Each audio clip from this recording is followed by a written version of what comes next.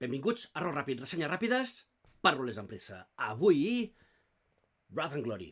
El problema és que mai es pot acontentar un jugador de Warhammer 40.000.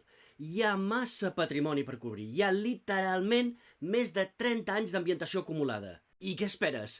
Que en un sol joc de rol hi sigui tot? Au va, passa! Ara bé, si vols començar a jugar a rol, Wrath and Glory és el teu joc. Una ambientació, un llibre, un sistema.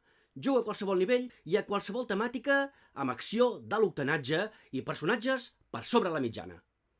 A més, s'inventa un tros de la galàxia que, per coses, s'hi poden jugar conjuntament moltes de les faccions, tot i que es nota un biaix cap als humans. Tot això vol dir que hi ha molt per abastar i que, ja se sap, beure i bufar no pot ser. El sistema va amb piles de daus de 6, perquè tirar molts daus ho fa tot més èpic. Un dels quals és el dau d'ira, que si treu un 1, crea una complicació, i si és un 6, fa un crític o augmenta la glòria del grup. Això vol dir que en una de cada 3 tirades passa alguna cosa. Gran!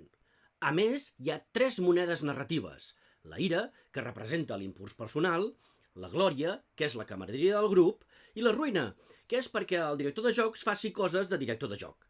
Per tant, més coses per remenar. L'emperador protegeix. Fins aquí la ressenya.